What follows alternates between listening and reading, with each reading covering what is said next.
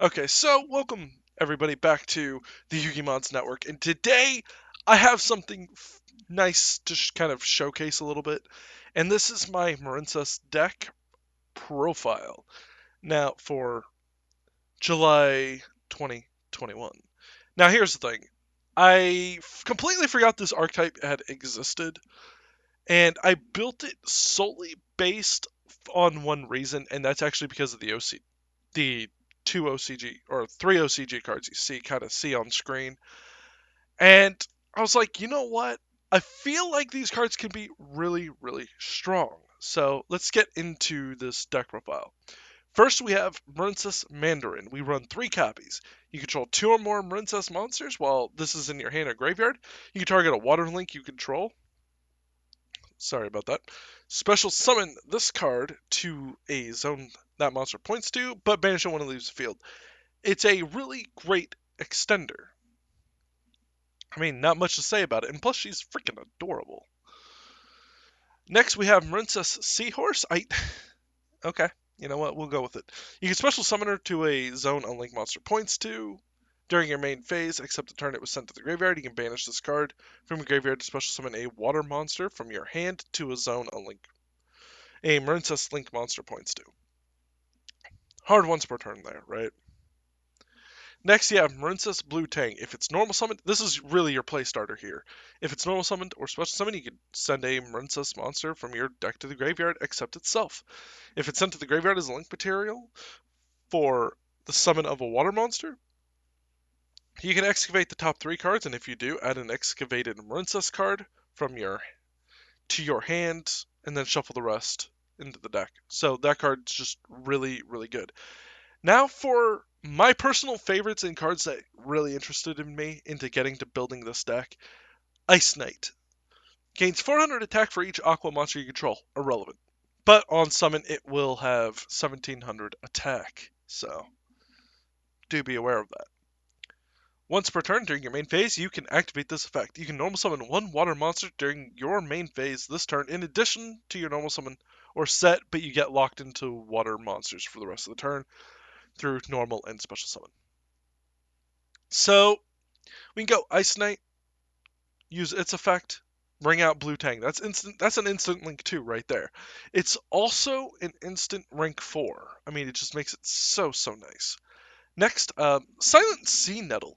If you control a water monster, you can special summon this card from your hand. Okay, free extender. Why not?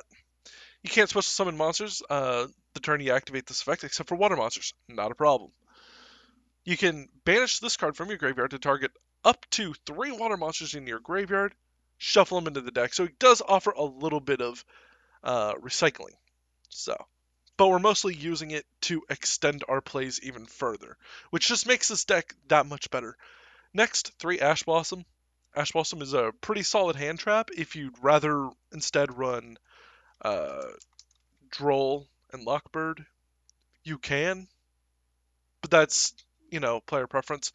Effect Veiler. We just want to shut down as many monster effects as potentially as possible, especially if we're going second. So having that Effect Veiler at the ready is always nice. Next, 3 copies of Marincess Battle Ocean. All Marincess monsters you control gain 200 attack. Also, each one gains 600 attack for each Marincess card equipped to it. Monsters you control in the extra monster zone that were link summoned using Marincess Crystal Heart as material are unaffected by your opponent's card effects. That's what makes it's this effect right here that actually makes Marincess pretty good.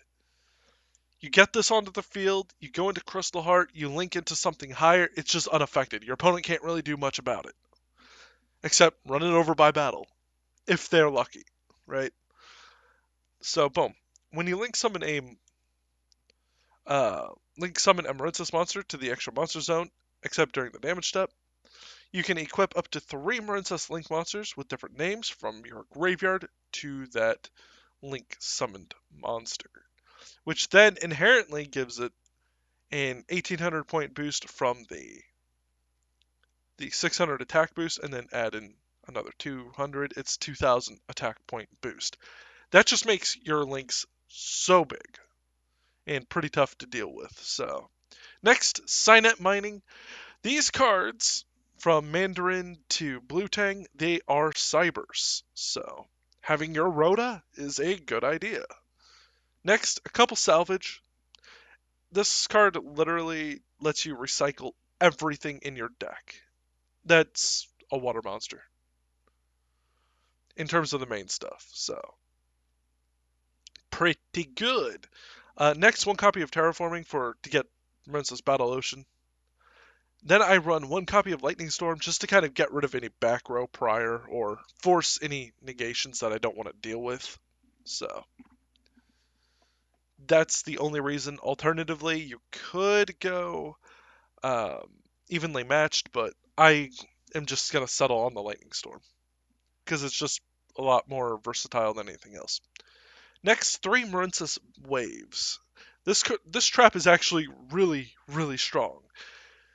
If you control a Marincess Link monster, you can target one monster your opponent controls, negate that face-up monster's effect until the end of the turn. Then, if you control a Link 2 or higher Marincess monster, all face-up monsters you control are unaffected by card effects until the end of this turn, or unaffected by your opponent's card effects. Then, if you control a Link 3 or higher, you can just activate this from your hand. So, this deck essentially says no to monster effects, which is what we really want, because the game is really heavy in monster effects. So having 9 ways to negate monster effects is pretty nice. Next, 3 Marincess Snow. If a Marincess Link monster is destroyed by battle or card effect, you can target one of those monsters, special summon a Marincess Link monster from your extra deck with a lower Link rating than that monster. This is being treated as a Link summon. It's unaffected by your opponent's card effects while you control it. Pretty cool. Not really sure why it.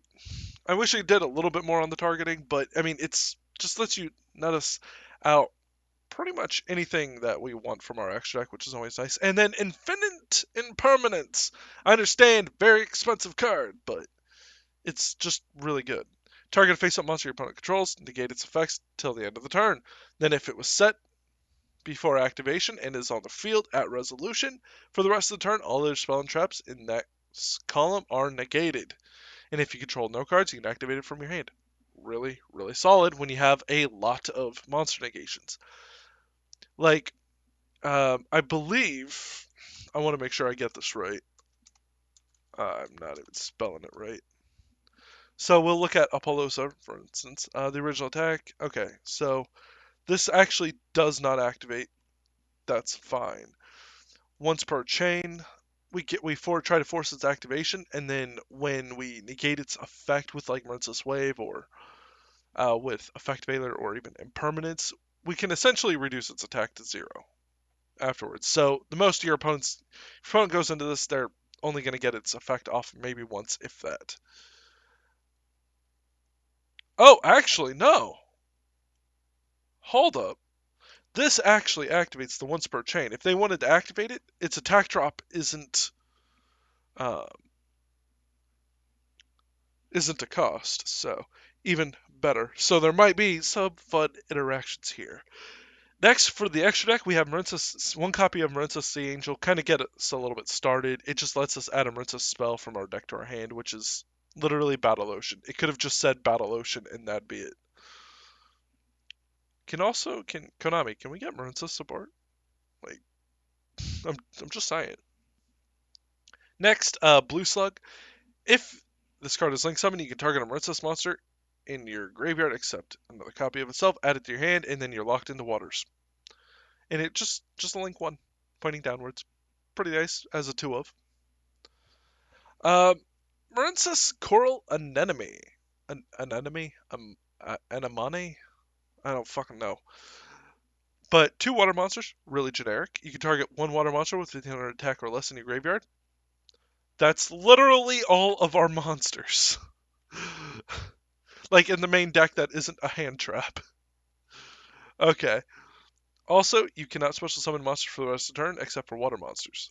Oh yeah, you're supposed to special summon it to a zone 8 points too, so. Really good, just kind of extender. It lets you it's free link climbing. Like, come on.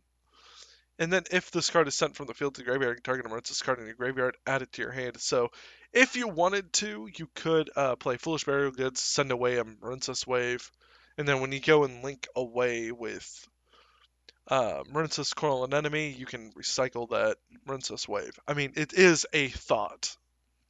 Next, Marincess Crystal Heart. This card is very, very important in the deck. First, it's unaffected by opponent's monster effects while it's in the extra monster zone. During the damage step, if this card battles an opponent's monster, that opponent's monster is unaffected by card effects except its own. Kind of weird that it also protects the opponent, but whatever. When this card, or your Marincess Link monster, this card points to, is targeted for an attack, you can send one Marincess monster from your hand to the graveyard. For that battle, your monster cannot be destroyed by battle, and you take 0 damage. So, I mean, it's not bad, but we use it in conjunction with Marincess Battle Ocean to just make things uh, be unaffected by cards. So it's just, that's all it exists for. Next, Marincess Marbled Rock. You can target one Marincess card in your graveyard, except itself, add it to your hand. We have a lot of them like to do that. We only run one copy, but when an opponent declares an attack, you can send one Marincess monster from your hand to the graveyard. For that battle, monsters cannot be destroyed by battle, and you take no battle damage. Okay. That's kind of why we only run one copy. It's just not really that worth running, in my opinion. But it is only 3, so kind of useful. Next, Marincess Wonderheart, which requires 2 water monsters, once per battle. During damage calculation, if this card battles a monster on a quick effect, it's kind of dumb that it has quick effect right there because it's once per battle during the damage step, or during damage calculation. That's when this card's being. I'm just saying, right? It, you can already tell it's a quick effect, but whatever. You can special summon one of your Marincess monsters equipped to this card. You can special summon one of the Marincess monster cards equipped to this card. Also, it cannot be destroyed by that battle, and you take no damage. And then equip that special summon monster to this card during the end phase. If this in its owner's possession is destroyed by an opponent's card, doesn't matter how, just as long as they destroy it, you can special summon one. You can special summon one Link 3 or lower Marincess monster from your graveyard. This is honestly your true boss monster that you're typically going to go into. Combine it with the fact that, unaffected by card effects with Marincess Battle Ocean. Yeah. And by the way, oh, sorry. Yeah, like it just equips things to itself. It's pretty nice. Pretty nice. Next, Marincess Great Bubble Reef are arguably our second best, uh, our second boss monster, arguably, right? 2+ water monsters. Once per turn during each standby phase, you can banish one water monster from your graveyard or face up field. Draw one card. Keep in mind, this includes your opponent's standby phase.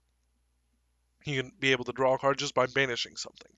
And then each time a monster is banished face up, this card gains 600 attack. It can get pretty big. Even just getting up to, what is it, 3,800? Just by the time it gets back to your turn, that's pretty big.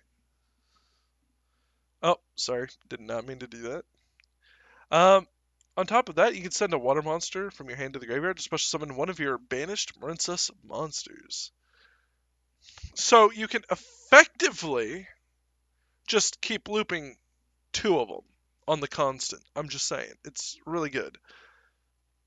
Next, we run Bahamut Shark because we can play rank 4s thanks to Ice Knight and Silent Sea Nettle, which then allows us to obviously go into Totally Awesome, which is just more free negates. And of course, we run Abyss Dweller to shut down the graveyards, but more importantly, we can actually use its attack to make all water monsters gain 500 attack, while it has a material attached to it that is originally water. So we can make things pretty big. So Next, the cards in the side deck I kind of want to discuss are White Howling, which this will be matchup dependent. So you might want White Howling in your side deck. If you control a water monster, target a spell in your opponent's graveyard, banish it, and then for the rest of the turn you negate all spell effects on your opponent's field. Says no to spells. Just saying. Pretty good. More matchup dependent, but I do recommend picking it up. The other card is Cynet Crosswipe. Now, you can tribute a Cyberse monster, then target a card on the field, and then you just destroy it. This can be, and it being on a quick play spell card, it might actually be pretty decent because you can potentially trigger some effects or set up some interesting plays off of that, or just kind of interrupt your opponent just a tiny bit. So, with that being said, I hope you guys enjoyed this deck profile and, give me your thoughts. Do you like it? I certainly do. So, so make sure to like, comment, subscribe, and turn on notifications if you want more content by the Yugimods Network. This is Rom signing out.